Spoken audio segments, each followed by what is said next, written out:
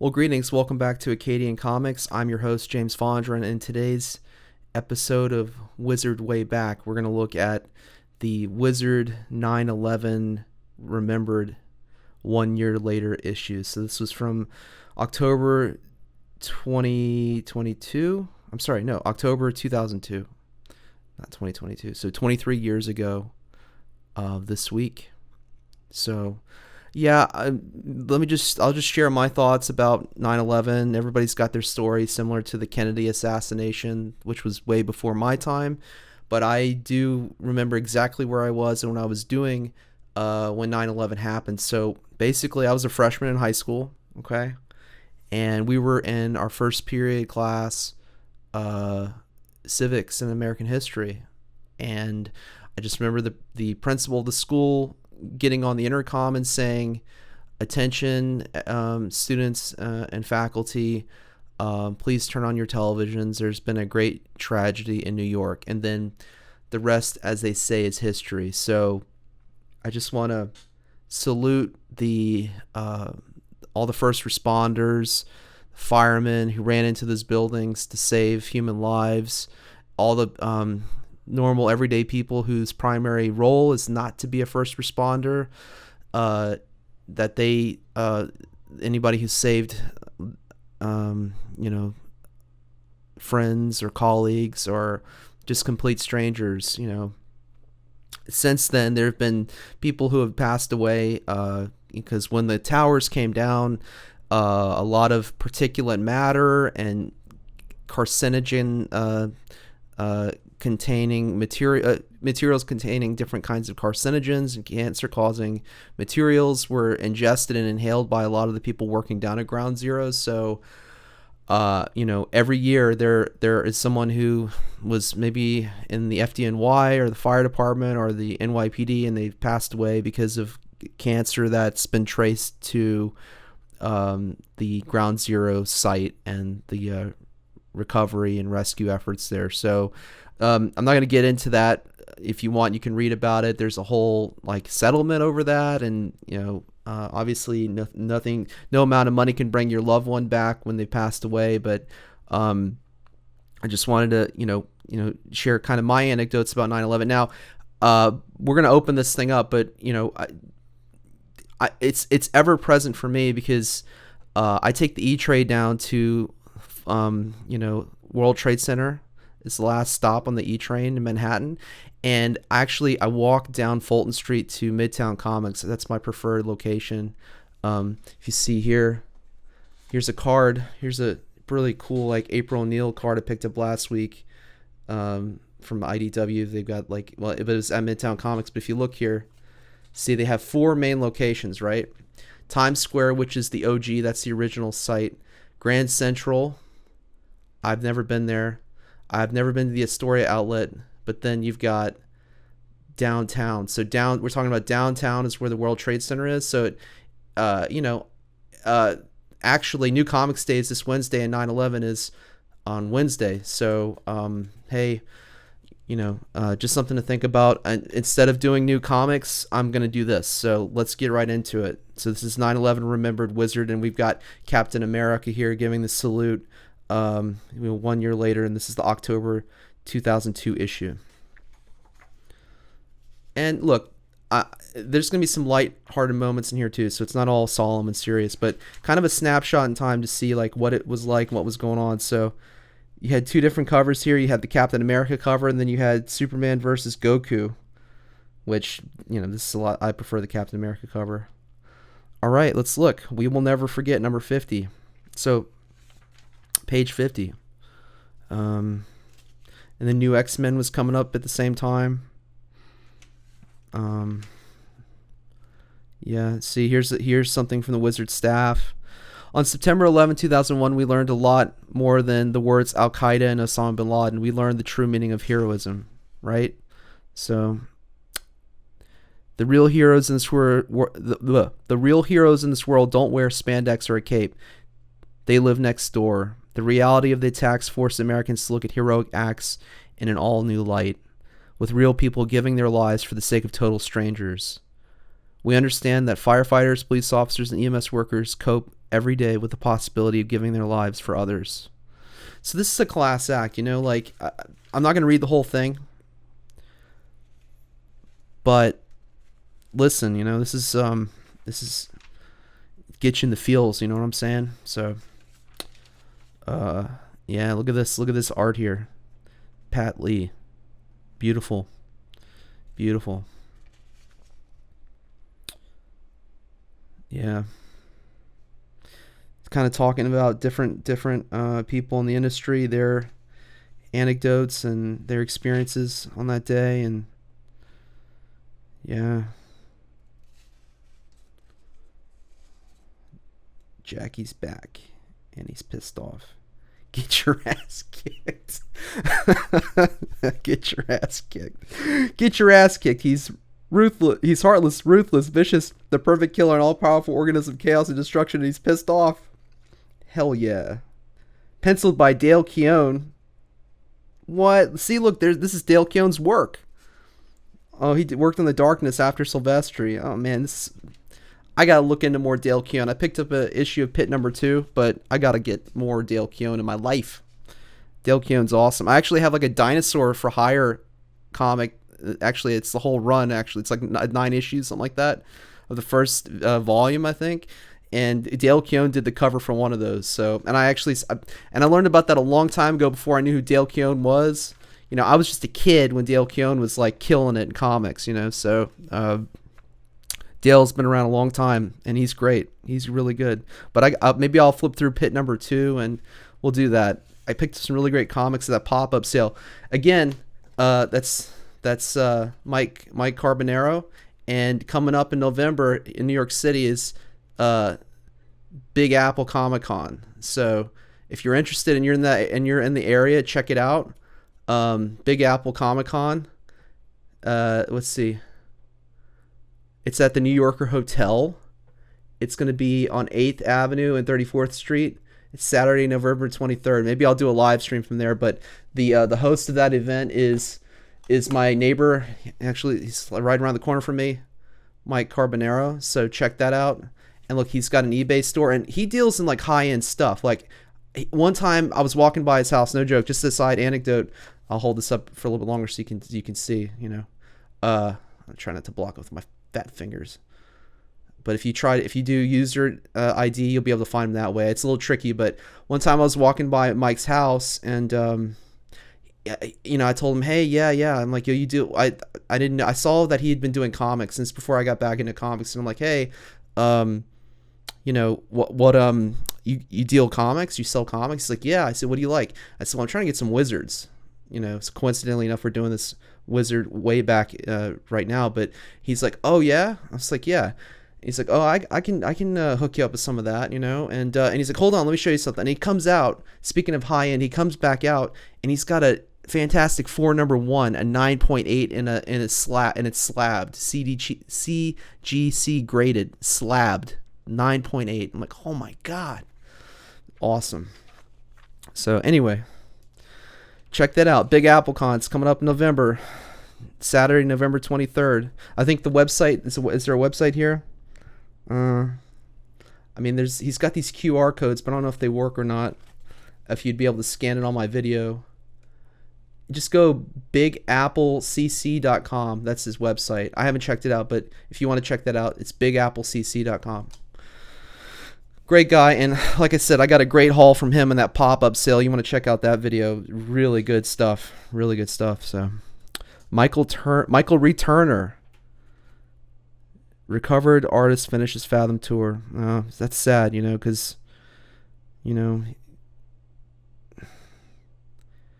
he was battling cancer and still doing it. So, it's like, what's my excuse for not doing comics, I kind of suck right now, but that's okay. I'm pushing through. I'm getting better. Go check. You can check out some of the things I've done. I've done some Mark Silvestri studies, and I've done. I did my first page with this Iron Man 3000 that I came up with for the drawing challenge at the How to Draw Comics Academy.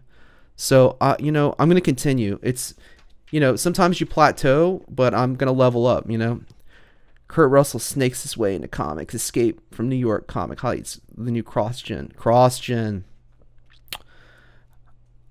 Ripiverse, CrossGen, Bueller. Yeah, it makes me think about CrossGen, you know. Alex Ross has a secret. Oh, gotta love Alex Ross, huh? Blade 2. Blade 2 is a good movie. And look, don't forget the original Blade. I still prefer the first Blade. You know, it's for me, it's 1, 2, and 3 in that order. Where do you keep the TP? And look, Wesley Snipes, he had a nice little cameo in Deadpool, didn't he? I mean, that was pretty good. Pretty good. So, yeah, these videos are they're longer, they are a long view thing. I go through Wizard Magazine. I just kind of go at my own pace, you know. So I need to get like a little like holder or something. I don't know. I'll just keep doing it by hand, whatever. So wait, I'm rambling here. Vice Squads. JLA, JSA. What's this, Jim Lee?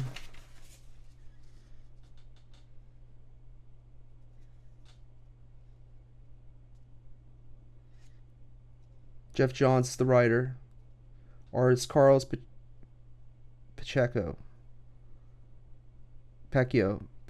I'm sorry, I'm butchering your name, sir. Beautiful art though. Yeah, and this is like, you know, I was thinking about this today. What the hell? Okay, and now that I see this, I feel a lot better. It wasn't apparent here that this was not a dude, and it wasn't apparent here either. But when I saw this panel, thank God, I'm like looking through here. It's like, well, wait. This is 2002? Am I in a time warp to today? Look, I'm just gonna stop right there for a second, okay? Because like, here's the thing. I've got comics in my short boxes that I've picked up from Midtown Comics over the summer, in the past few weeks, that are just like, there's stuff in there that I don't want to see in a comic book. And it's like, I don't have time to flip through and pre-screen every comic that I buy.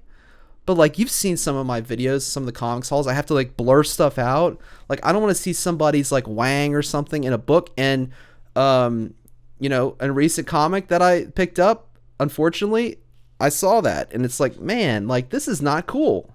Not cool at all. You gotta watch it. Like, what they're slipping through, I noticed it's look, you run the risk with Image sometimes. You run the risk with Dark Horse. Marvel, DC, they tend not to do that. They may push some political agenda, but they're not gonna like put a Wang in there, you know what I'm saying? So nobody wants to see somebody's Wang in a comic book, all right? It's like, don't want that. Can we go back to a simpler time, you know? Jeez. Can we just tell good stories? Preview of Zen. Oh, check this out. Man, makes me think about Liam Gray's success with Dino King. You know, and kind of doing this style of, you know, a manga and a comic. And he had all that success. Can't wait for Dino King 2. And Blood Rider. He's got a buddy of his doing Blood Rider. I can't wait to read that. Back that. All right, here we go. Here we are. Here's the tribute to 9/11, okay? Haunted by the horrific images of September 11th, John Cassaday and John Reber overhaul Captain America to reflect the turbulent world of terrorism. And you kind of saw that like on the back end of all this. Like, I just watched Iron Man, from the first Iron Man movie the other day, and what's the premise? Tony Stark is a weapons manufacturer. He's in Afghanistan, and that's where he gets his chest injury with the shrapnel. And, you know, it's Al Qaeda, you know, and he goes back and he kicks their ass. And it's like, okay, we've turned a corner and, you know, we've kind of got a handle on this, blah, blah, blah. But I don't think you're ever going to have a handle on this. I think it's always going to be present in our world, unfortunately, because it's an ideology. It's an idea. You can't kill an idea. And there are good ideas and there are bad ideas. And, you know, whether or not we're going to make it as a species will be determined by, do the good ideas prevail over the bad ideas? Or are the bad ideas going to prevail over the good ideas and we go into another dark age, right? But anyway, so the streets were gray, all covered in dust, so were the people, gray like ghosts. Yeah. Yeah, it was something, you know.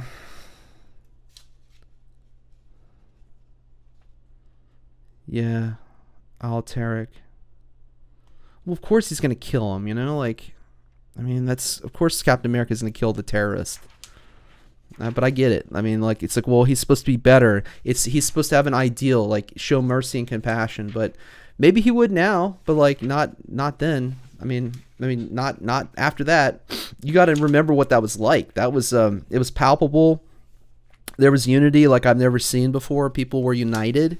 There was no, like, political divide and election nonsense and all that. It wasn't a thing, you know.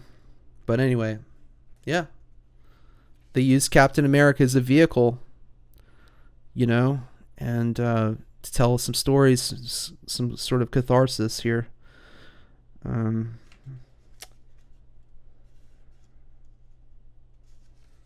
Yeah. Interesting stuff, you know.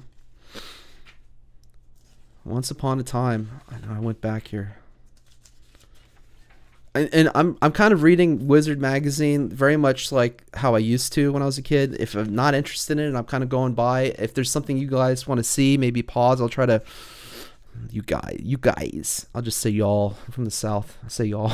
I'm not a big fan of you guys, but that's what they say up here, up in the Northeast. But anyway, if y'all want to see like you know, certain things, I'll try to be slower with my page turns, and.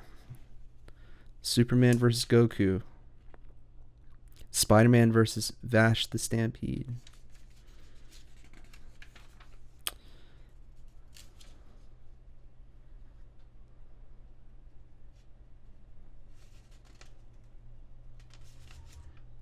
G-Force versus the Bat Family. Who drew this?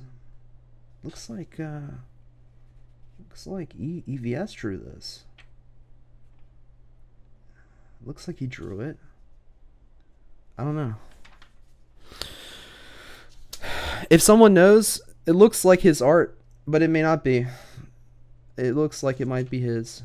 Yeah, it is. Look, I'm completely blind. Look, Ethan Van Sciver. Yep, Wolverine versus Manji. Look, he drew Manji. Look, he drew this character, and sort of it's funny because he sort of has that manga style, but not really. Isn't that something? Check that out. Look at that. Wolverine versus Manji. Or the battle. In the 21st century, Manji wanders Japan to fulfill his mission. When he stumbles across the same temple as a meditating Wolverine, Manji sees the man as a killer and attempts to add one more notch to his sword. Wolverine's on the alert instantly, having smelled the stink of death on Manji's scent. The two warriors make several bloody passes at one another in the samurai way, slashing and hacking with their sword and claws, respectively. I'm just going to skip to the end. Wolverine takes Manji's head clear off the neck, decapitating the samurai, stalking off to savor his win and lick his wounds. Wolverine leaves satisfied, never knowing that Manji will regenerate from this attack in a couple years. Oh man, he should have lit up a cigar. That's great. But yeah, I thought I recognized that art style. Oh man, God, this is weird, huh? How this aged, how some of this is aged. Like, who would have ever thought that one of the cast members would be like a cult member?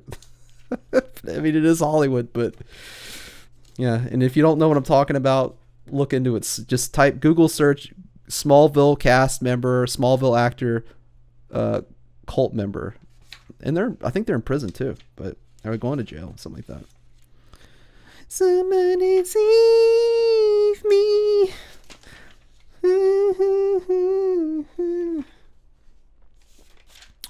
Smallville season 2. Sergeant Rock. Oh man, Joe Kubert. Look at that.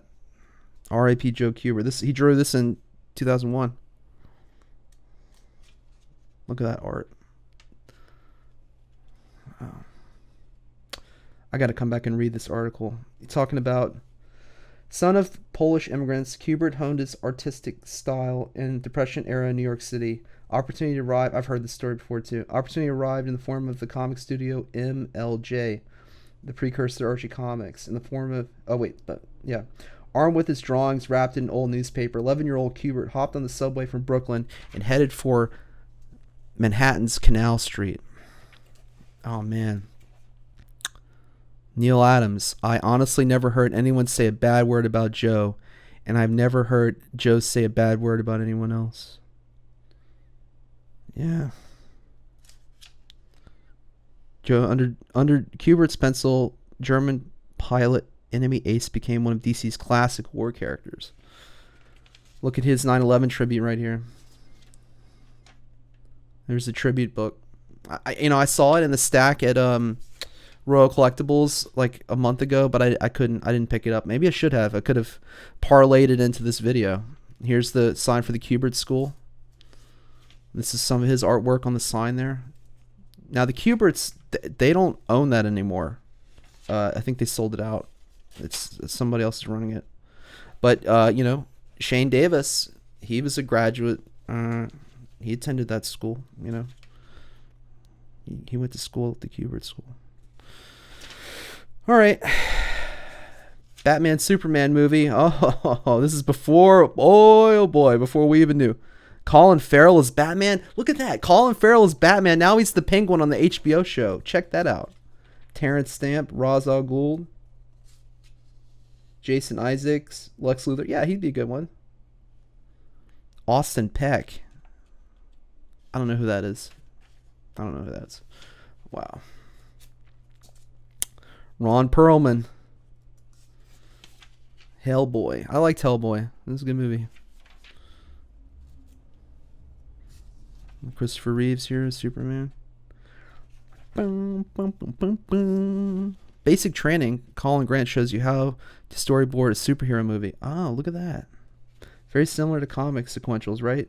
Look at this. Look at this. Is this Psylocke? Yeah. Yeah, it is. Look at that. Oh, that's pretty cool.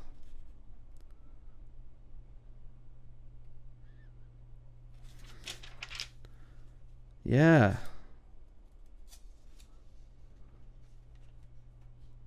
Pretty cool. Framing it up. Look at that. Look at this here. Yep. That's awesome, man. See how it starts? It's very rough. But even his roughs are, good. Kraven the Hunter. Kraven the Hunter here. Let's see how we're doing. 23 minutes into the video. Okay, well, I'll try to wrap this up. I know people are like, hey, what's going on? A New Hope for Star Wars games. Episode 1. Wait, what's this game? Oh my god. Tatooine.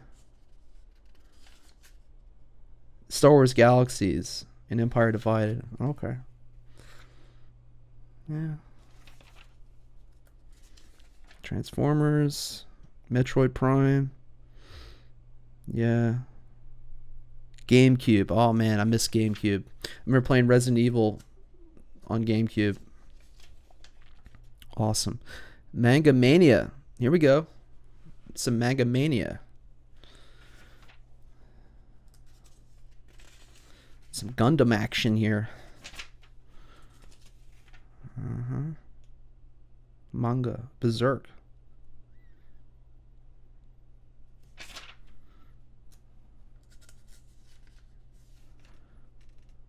Oh, look at that. Awesome.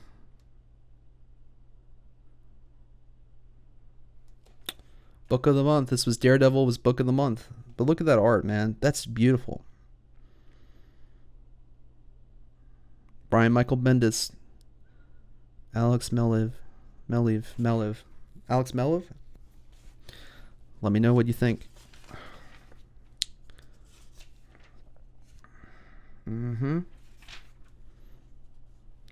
Ruse number 11. Okay, then we're about to get into the pricing here, the price guides. Secret stash, hidden gems. All right, here we go. Beautiful Killer number 2.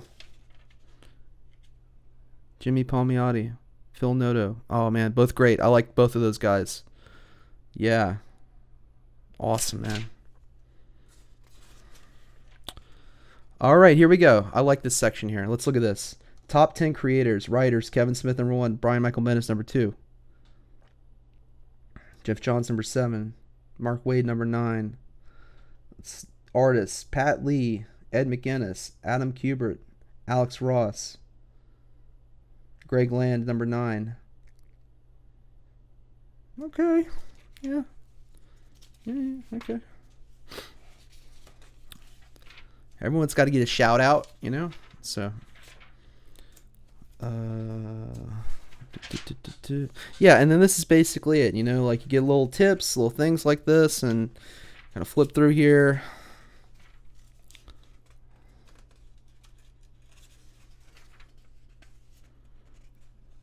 Look, they're doing like tools of the trade, blending. Look at that. There's a lot to learn. Negative space. See, so when I was younger, I missed this stuff, like markers, mechanical pencil. Now I use a digital pencil. Airbrushing. Wow, airbrushing. It's all conventional stuff. Ink wash. Coloring.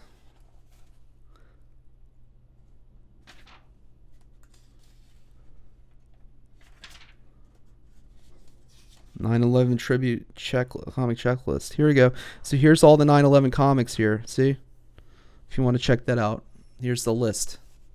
I'll stay on that for a second. All right. You can pause it, I guess. And look, CGC was coming in. Graded books coming in. CGC. Yep. All right. That's it. Yep.